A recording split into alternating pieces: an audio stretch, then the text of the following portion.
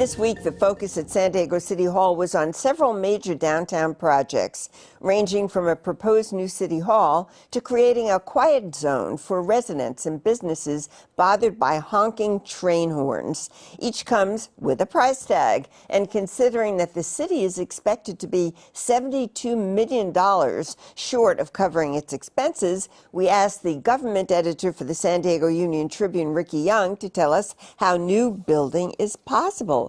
Ricky, let's start with the new City Hall. Comes with a price tag of $293 million.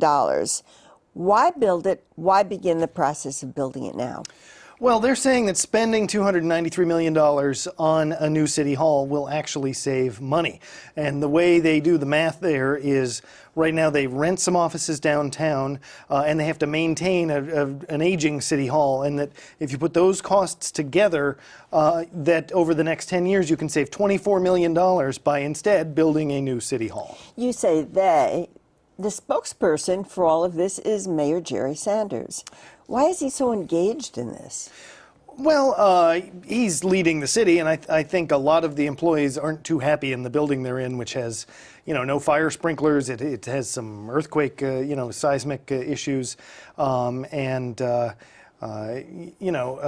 say it needs to be updated. Now he has said they could only do that if the numbers add up to actually somehow save money, and that's that $24 million over the next 10 years that they say can be saved. Now that's calculated by certain assumptions about the rent they're paying in offices other than the city hall they own, and what kind of maintenance and improvements they'd make at the current city hall. And if you add all that together, which some people have questioned those numbers, but you would save $24 million over 10 years. Yeah. There's a promise, because this is going to go to the voters in the fall. It is.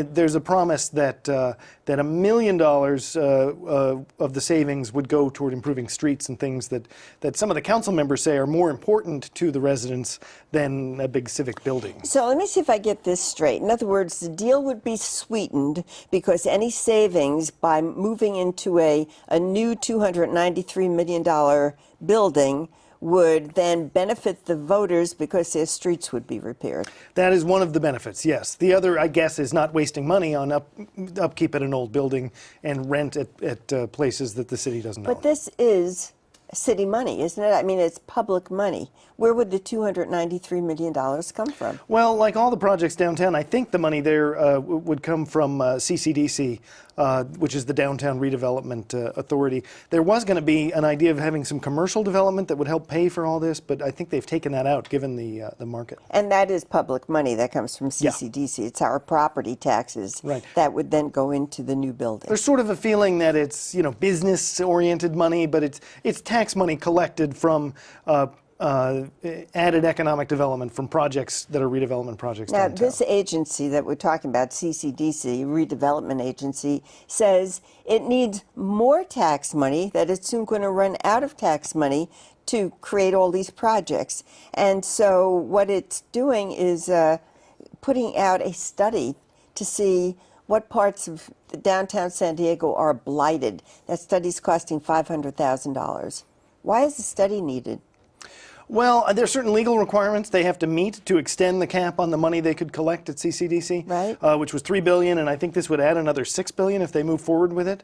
And they have to make a determination that the area is blighted to meet the state requirements to make it a redevelopment zone. With the Treasury falling short, where does that $500,000 come from? I think that also comes from CCDC. It does. It doesn't come. It's money that has to be spent downtown on projects, and this is a legitimate project expense. I think it was Voice of San Diego that said, you don't need to spend $500,000. You go take a couple of bus trips at $2.50 a pop, and you can see that it's blighted.